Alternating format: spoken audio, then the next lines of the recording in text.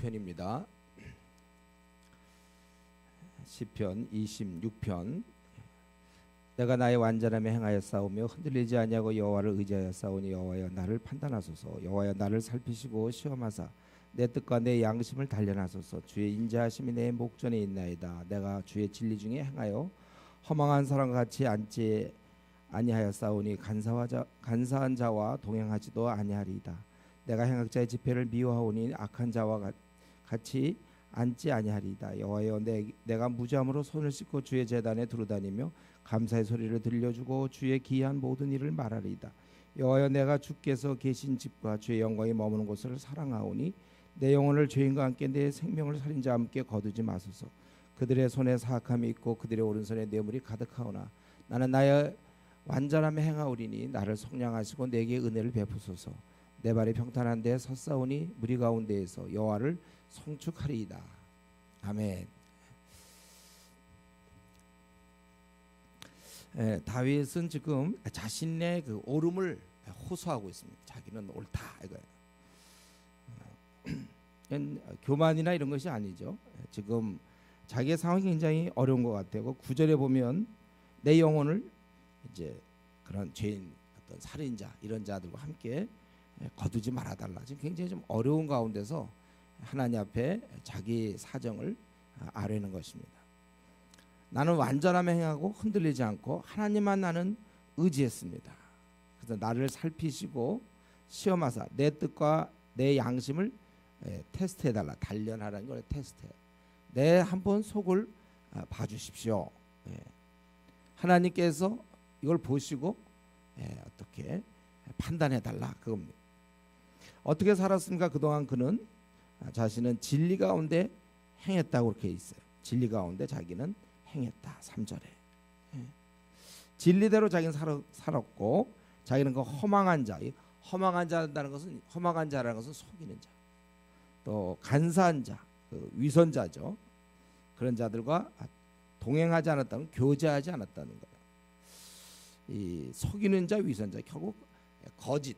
사실 모든 악의 가장 근본은 거짓 아닙니까? 거짓이 깔려 있는 거예요. 저는 우리 성도들은 항상 그 진실을 얘기하는, 해로울지라도 항상 진실을 좀 얘기하는 사람이 되면 좋겠어요. 거짓을 적당히 좀 속이는 사람들 있잖아요. 조금씩 약간 진실이 아닌 것 같은 그런 느낌이 들도록 하지 여러분이 상대방이 그런 느낌이 들지 않도록 조심하세요. 항상 진실을 얘기해요. 그 당시에 이렇게 이들과 함께 나는 어울려 죄짓지 않고 이뿐 아니라 내가 행악자의 집회를 미워한다 그랬어요. 악한 자와 같이 앉지도 아니하며 이렇게 얘기했죠. 마음에서조차 이런 모임 만남을 싫어하는 거예요. 우리가 어떤 세속적인 삶, 우리가 그렇게 살지 않는 이유는 그리스도인이기 때문에 우리가 그들에게 동조하지 않는 것이 아니라 그게 그냥 싫기 때문에 그런 거예요. 왜 우리가 드라마 같은 거 잘 안 봅니까? 그리스도인이 뭐 시간을 그런 데 보내면 되나? 의무적으로. 그게 아니라 그 드라마에서 나오는 불륜이 이런 게 그냥 싫은 거예요. 싫어서 안 해야 돼. 싫어서. 나는 무죄한 가운데서 계속해서 자기의 지금 변호하고 있죠. 나는 무죄함으로 손을 씻고 주의 제단에 두루다니면서 무슨 일을 합니까? 감사의 소리를 들려주고, 감사한다는 얘기. 주의 기이한 모든 일을 말하리라. 자기는 이러면서 굉장히 무죄한 가운데 있다는 거예요. 이거 사람이 말이죠. 떳떳하면 힘이 있는 거예요. 원래 증인들, 우리 뭐 가끔 이제 정치하는 사람들 나오지 않습니까? 그래서 뭐 할 때 뭐 위증이 나왔자고 막 얘기할 때 보면 돈을 받았다 안 받았다 할 때 보면 이게 진짜 돈 안 받은 사람은 힘이 있고 돈 받은 사람들은 뭐 말은 그렇게 하는데 그 눈빛이나 그 태도 면에서 그게 달라요. 그게 더 크게 얘기하잖아. 그런 사람들은 마치 어떻게 이런 일이 있냐는 듯이. 그래서 꼭 돈 때문에 나중 보면 이제 뭐 점점하다 나중에 감옥 가고 그러잖아. 처음에 한번 정치인들 보세요. 처음에는 말도 안 돼. 뭐 만난 적도 없다 막 이러다가 점점 한 번 만났다 그다음에 뭐 서로 번 만났지만 뭐 돈은 안 받. 점점 하잖아. 근데 자기가 딱 사실일 때는 사람이 그 사실일 때 힘이 있잖아요. 자기가 하나님 앞에 떳떳할 때 힘이 있는 거예요. 담대한 것이지. 그리고 정신 건강에도 좋은 거예요, 여러분들. 하나님 볼 때 내가 부끄러움이 없어야 돼. 있다면 빨리 그 문제를 정리하세요. 그래서 아주 떳떳해야 돼. 사람들 앞에 나설 때 자기가 다 까지 봐도 부끄러움이 없도록 있다면 빨리빨리 해결하세요. 그렇기 때문에 사실 회개가 축복의 통로예요. 우리가 회개를 통하여 자기의 더러움을 씻어내면 당당할 수 있어요. 회개에 대해서 미적대고 있으면 안 되는 겁니다. 빨리 회개할 거 빨리 회개해서 아주 우리가 아주 좋은 상태가 돼야 돼. 자기가 이렇게 무죄한 가운데 있기 때문에 자기가 제단을 두루 다니면서 또 감사한 소리를 들려주고 사람들에게 주의 기한 모든 일을 말할 수 있다. 자기가 사실은 그렇게 또 했으며 하겠다 그런 거겠죠. 그리고 무엇보다 자기는 8절에 여호와여 내가 주께서 계신 집과 주의 영광이 머무는 것을 사랑한다. 이건 결국 주님을 사랑한다는 것이지 집 돌을 사랑한다 그런 건 아니겠죠. 집을 사랑한다는 것은 결국 그분을 사랑한다. 그래서 우리는 지금 이제 굉장히 어려운 가운데서 자기도 많이 힘든 가운데서 자기의 그 떳떳함 완전함을 하나님께 아뢰면서 보십시오 그렇게 얘기하고 있어요. 우리 이것을 통하여 다시 한번 그 의인의 삶, 그 다윗의 삶이 어떤지를 우리가 한번 확인해 볼 수 있습니다. 우리는 세상적으로 바로 사는 것, 훌륭하게 사는 것, 좀 괜찮게 사는 것 이걸 우리가 지향하는 게 아니에요. 우리는 그것이 아니라 진리대로 사는 것. 자기 그 3절에 있는 것처럼 내가 주의 진리 중에 행하였다 그랬어요. 여러분 이런 걸 이제 우리 습관 들여야 됩니다. 교회를 내가 3년 다녔든지 5년 다녔든지 10년 다녔든지 점점 나는 내 삶의 방식을 그냥 좀 훌륭하게 사는 거, 바로 사는 거, 좀 괜찮게 사는 거, 윤리적으로 사는 거 이런 쪽에 길을 던지고 우리는 진리대로 사는 거, 진리대로. 그래서 내가 어떤 것을 결정하고 행동에 옮길 때 상황이 아니에요. 진리가 어떤 것인가, 무엇을 하나님이 기뻐하시는가, 항상 거기에 맞춰서 그것이 과연 내가 이렇게 하는 게 하나님이 기뻐하시는 것이고 그것이 하나님의 뜻인가, 하나님의 뜻이라는 게 성경 아닙니까? 성경적인가, 이것이 중요한 거예요. 우리의 그 의인들은 이 진리대로 산다. 이것을 우리가 생각하고 오늘 다시 한번 우리가 내가 괜찮게 살아서는 안 되겠는데 진리대로 살아야 되겠구나. 그럼 우리가 다시 한번 마음에 결심을 하셔야 돼요. 그리고 또 여기 보니까 그는 이 거짓을 굉장히 멀리했지 않습니까? 내 삶에서도 마찬가지로 위선과 거짓과 간사함 그런 사람들과 내가 어울리지 않는다. 이걸로만 끝나면 되는 게 아니라 내 안에도 거짓이 없어야죠. 이미 그걸 전제로 한 거예요. 자기 안에 진리대로 사는 자는 당연히 거짓을 멀리한다고 그랬어요.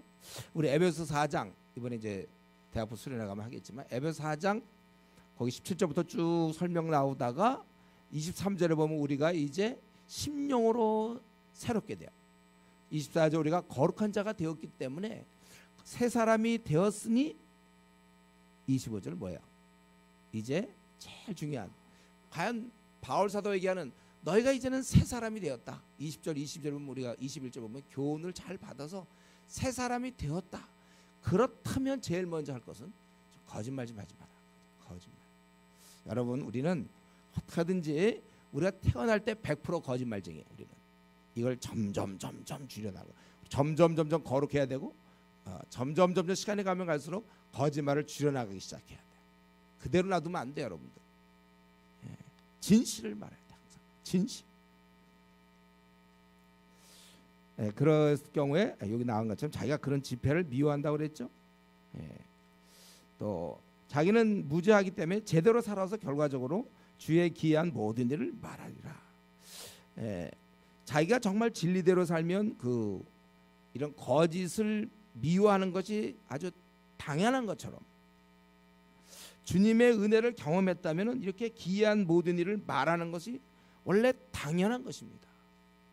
그렇기 때문에 우리가 내가 지금 내 영성을 100% 끌어올렸는가, 만약 그 상태라면 전도하게 돼 있어요. 어쩌면 내가 전도 못하는 건 사람이 두려웠기 때문이 아니라 안 해봤기 때문이 아니라 내 안에서 그걸 주님의 그 말할 수 없는 은혜 이거를 경험해야 돼요. 그런 자들은 우리 이게 정상적 아닙니까? 자기가 제대로 살았기 때문에 이제 주의 기이한 일을 말하겠다. 또 이런 것의 바탕에는 제가 보기에 이 앞에서 이런 행동에 가장 바탕이 되는 게 8절이라고 생각되는데 그 이유가 되는 것은 하나님에 대한 사랑이 있다. 그러니까 다윗을 보면 기본적으로 하나님을 사랑했기 때문에 그 다음 얘기가 시작되는 거예요. 뭐 진리대로 행한다든가 악을 미워한다든가 자기가 이렇게 두루다니며 선포한다든가 결과적으로는 그 하나님에 대한 사랑이 딱 있어요. 신앙인은 원래 이 하나님에 대한 사랑 이거를 공통 분모로 다 갖고 있어야 됩니다. 이걸 바탕으로 뭐가 움직이게 되는 거예요. 벌써 이 다윗 유난히 다윗하면은 구약의 다윗하면 참 나의 힘이 되신 여호와여 내가 주를 사랑하나이다. 하나님에 대한 이런 사랑이 좀 유별난 것 같지 않습니까, 여러분? 다윗이 그만큼 그가 주를 섬긴 거예요. 좀 다윗이 하나님을 사랑했다. 이건 좀 이렇게 좀 어울리지 않아요? 다윗이 그냥 맹숭맹숭하고 미지근했다. 안 어울리죠, 그건. 어울려요, 안 어울려요? 다윗은 참 하나님을 사랑한 사람 같아. 가만 보니까 그 시편 23편도 보면 참 그렇고 시편을 읽다 보면 참 하나님을 되게 사랑하고 있다. 다윗이 하나님을 사랑하고 있다. 이런 면에서 나도 하나님을 사랑하고 있다고 그렇게 얘기할 수 있는 거예요. 그게 나랑 어울립니까? 나 굉장히 저는 하나님을 사랑하는 사람이다. 어쨌든 우리는 26장에서 보니까 다윗이 지금 계속해서 이렇게 자기의 그런 신앙 상태에 이런 신앙 상태에서 지금 다윗은 살고 있었다는 거예요. 이런 신앙 상태에 어쩌면 이르렀다고 볼 수도 있어요. 자기 자랑이 아닙니다. 하나님 앞에서 이렇게 뭐 고백할 만큼 신앙생활을 했다는 거예요. 그러니까 그는 매일매일의 삶을 살아가는데 이미 그는 아주 신앙의 높은 상태에서 신앙을 유지하며 살았다는 것입니다. 우리가 하루를 살아가도 어떤 사람은 건강한 상태에서 에너지가 넘치게 사는 사람이 있고 어떤 사람은 아파갖고 그냥 골골대면서 누워가지고 하면서 둘 다 하루를 살아가는 건 마찬가지입니다. 그렇죠? 하루를 살아가도 아주 양질의 영양가 풍부한 그런 삶이 있고 어떤 사람이 그냥 골골대고 그냥 여러분 우리가 거듭난 다음에 영화에까지 가지 우리 영화까지 우리 성화의 과정을 갖고 가지 않습니까? 쭉 이렇게 지금 우리는 다 과정 중에 있어요. 이 말 맞아요. 이 말은 맞는데 성화가 돼야 되는데 이 밑바닥에 있는 사람입니다. 성화 한 10% 된 사람. 그런 사람과 성화 한 80% 된 사람. 어차피 100%는 안 돼 이 땅에서. 그랬을 때 그 차이가 있잖아요. 성화가 10%밖에 안 된 사람. 거짓말 여전히 하고 자기중심적이고 욕심 많고 잘난 척하고 남을 섬길 생각이 애당초 없고 둘러대기 잘하고 그도 그리스도인은 맞긴 맞아요. 근데 10% 정도밖에 성화가 안 됐다면 발육이 잘 안 된 사람이에요. 그런 사람은 결국 주위 사람 힘들게 하는 것이죠. 미성숙하니까. 본인도 늘 힘이 없고 주위 사람 힘들게 하는 거예요. 반면에 성화가 한 80% 정도 가 있는 사람, 거의 그리스도를 닮은 사람, 80%에서 90%까지 가. 그럼 본인도 행복하죠. 이런 사람 입에서는 불평이 없겠죠. 이런 사람은 항상 사람들이 나를 어떻게 볼까? 항상 자기 중심에 이런 거 없어요. 뭐 지위를 얻으려는 마음도 없어요. 이 땅에서 만물에 찌꺼기도 괜찮아요. 너희만 잘 되면 족하다. 데살로니가전서 3장 한 8절쯤에 나오네. 그 바울 사도가 난 너희가 잘 된즉 내가 살겠다. 이런 우리가 이러한 것들 한 성화가 80% 90% 진행된 상태에 있으면 본인도 힘 있고 그런 사람이 공동체에 있으면 공동체가 힘을 얻는 거예요. 그 사람 때문에. 그 사람 벌써 섬길 줄 알아요. 다른 사람을 격려할 줄 압니다. 유익이 있어요. 성화가 10%밖에 안 된 사람 한번 우리 자신을 들여다보세요. 난 몇 프로 정도 됐는가? 내가 공동체에 있으므로 사람들이 유익이 됩니까? 아니면 사람들이 정말 기쁨이 됩니까? 아니면 사람들에게 걱정거리가 됩니까? 여러분 자신을 한번 객관적으로 보세요. 내가 있으므로 우리 참 대학부 혹은 청년부, 장년부에서 사람들이 참 좋아하는가? 아니면 저 참 걱정. 물론 유익은 될 수 있죠. 그 바람에 기도하니까. 내가 있으므로 우리 조장이 기도 많이 하게 된다. 큰 유익은 그거예요. 조장을 기도시키는 사람이다 나는. 그러니까 우리가 여러분 이왕이면 우리가 어차피 성화 과정 가는데 좀 많이 올라간 상태에서 남은 생을 살면 좋겠어요. 우리가 이제 뭐 외국인 어떤 뭐 미국 사회에서 산다. 영어 회화를 우리가 결론은 똑같다 합시다. 80세 되면 다 똑같이 예를 들면 부지런히 영어에서 80세쯤 되니까 그때 영어 회화가 가능하다고 칩시다. 두 사람이 있는데 한 사람은 벌써 20대쯤에 영어 회화가 아주 자유로워요. 이 사람은 지금 영어 겨우 하와이유 이런 것밖에 못해. 니하오 뭐 이런 중국어로 따진다면 동시로 이렇게 된다 이거예요. 그랬을 때 이 사람이 살면서 얼마나 물건 살 때 뭐 할 때 이 사람 결국 80세 때는 이제 돼. 영어 회화가 완전히 돼요. 그러나 그거 할 때 어떤 사람 만날 때 외국인 만나서 뭐 무슨 일 할 때 길을 갈 때든지 무슨 대화를 할 때는 강의 들을 때는 계속 힘들 거 아니에요. 자기가 또 영어가 안 되니까 사람들 붙잡고 도와달라고 그러고 우리 이번에 중국 가지만은 중국 갈 때 자기가 중국어 잘 되는 팀장은 자유롭지만 또 잘 안 되면 그거 팀원의 도움을 받아야 되고 이런 거 아닙니까?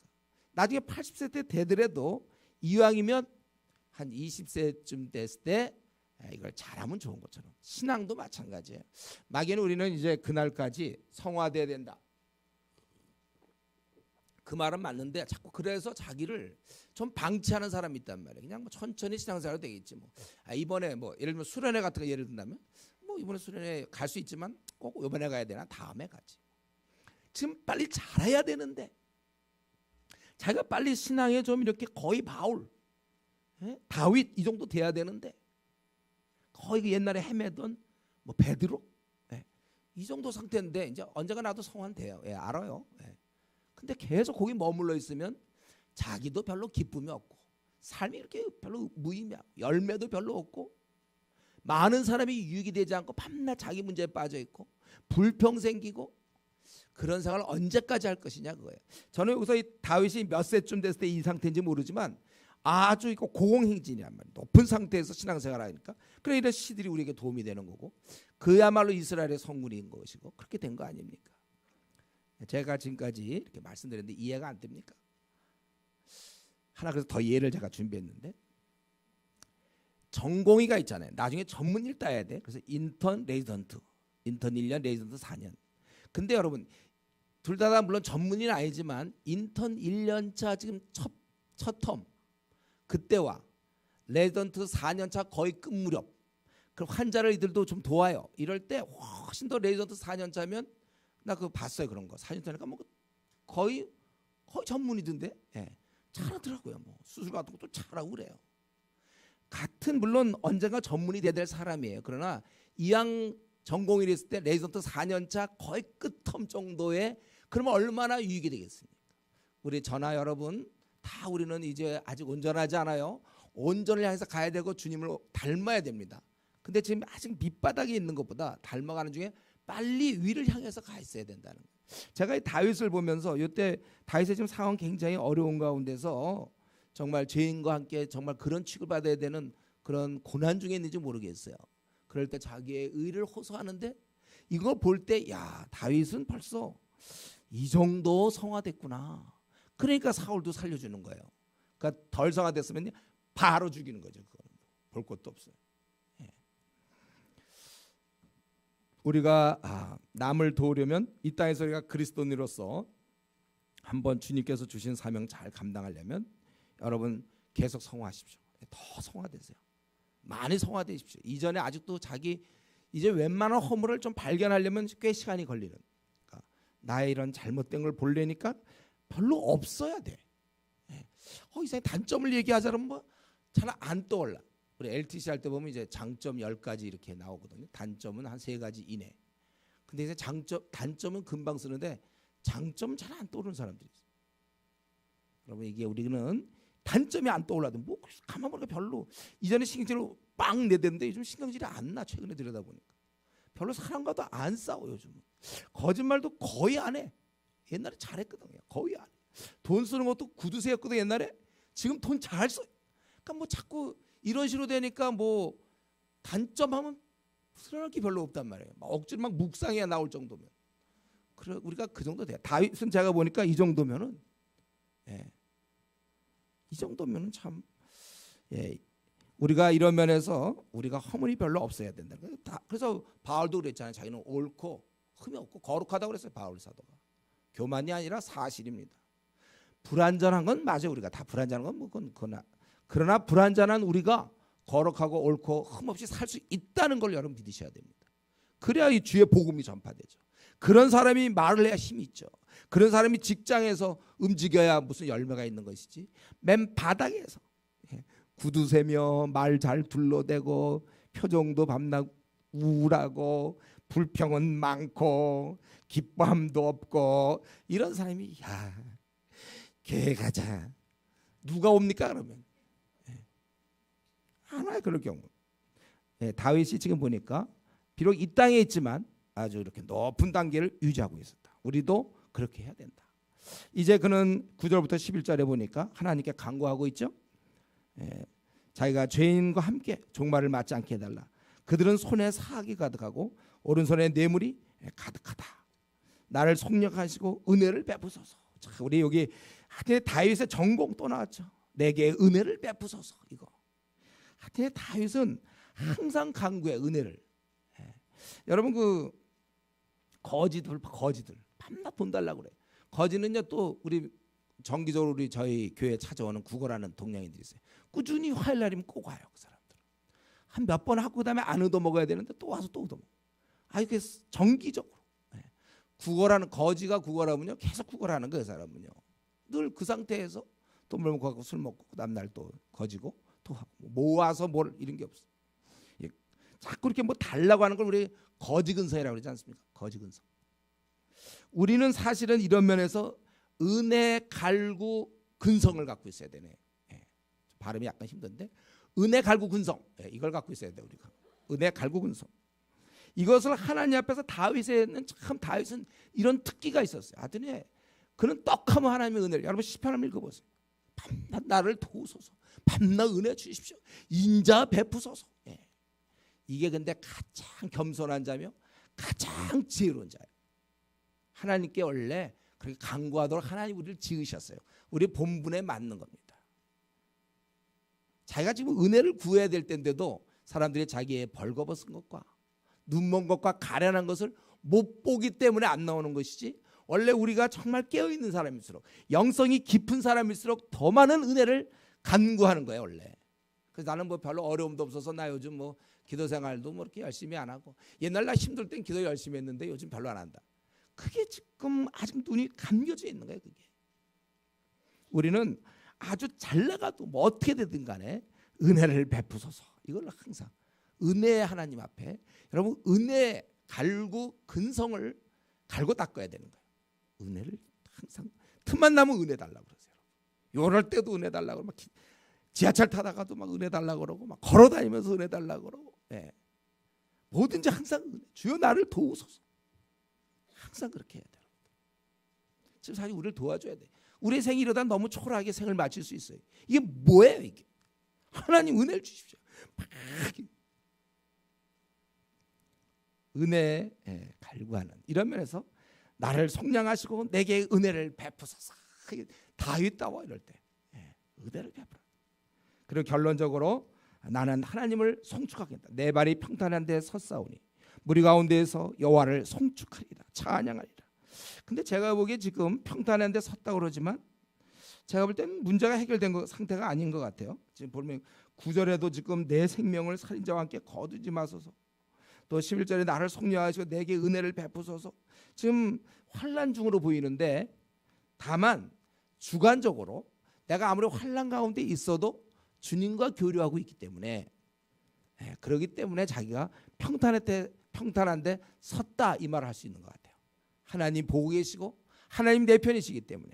그래서 내가 무리 가운데서 여호와를 송축하리라. 이것은 우리 신약에 보면 확실히 드러나죠. 우리 바울 사도 같은 경우도 보면 그가 아주 어려운 가운데서 송축하고 하나님을 찬양하잖아요. 대표적인 게 그가 빌립보 성에서 바울과 실라가 감옥에 갇혔을 때 바로 감옥 들어가기 전에는 실컷 두들겨 맞고 실컷 얻어맞고서 궁뎅이 아프고 뭐 보통 그런 경우 이제 감옥에서 막 궁뎅이 아픕니다. 이제 이런다든가 뭐 오늘 하루 종일 이렇게 하고 매라 실컷 맞고 감옥까지 들어오고 뭐 자기 신세 뭐 한탄할 수도 있겠고 아니면 아이고 피곤하니까 모르겠다 빨리 자자 뭐 이럴 수도 있겠고 아니 아프다 그렇게 아프다고 이제 그럴지도 모르겠고. 근데 어떻게 됐어요? 바울과 실라가 어떻게 되겠어요? 빌립보 감옥에서 찬양했다. 좋은 거 아니에요? 뭘 의도맞고 감옥 들어가서 찬양합니까? 예. 그게 하나님과 함께하는 사람이지 그런 거예요. 그렇기 때문에 다시 한번 이런 찬양, 뭐 감사 이런 건 조건에 따라오는 게 아니에요. 조건과 관계없는 감사며 찬양. 그래서 범사에 감사라, 모든 일에 감사라는 것은 아니 나 지금 내 조건이 이런데 뭘 감사합니까? 이렇게 묻지 않는 거예요. 이 조건을 그래도 감사할 수 있어요. 범사에 감사. 어차피 하나님이 해결해 줄 거니까. 그래서 우리가 이런 걸 배워야 돼요. 이 다윗으로부터 배울 것은 이런 힘든 환경. 지금 나 환경 무지 힘듭니다. 목사님 되게 힘들어요. 알았어요. 그러나 그것이 불평하라는 뜻이 아니에요.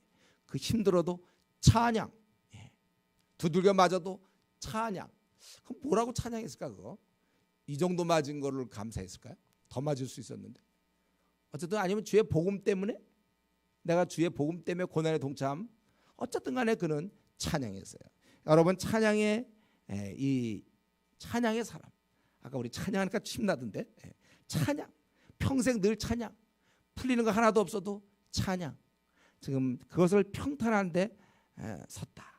이러한 어떤 주관적인 확신, 주관적인 감사 이런 찬양. 우리가 이런 좀 신앙의 단계. 은혜를 구하면서도 자기 양 주관하는 소리만 하는 게 아니라 그분을 내가 송축하겠다. 이러한 믿음, 이런 신앙 상태.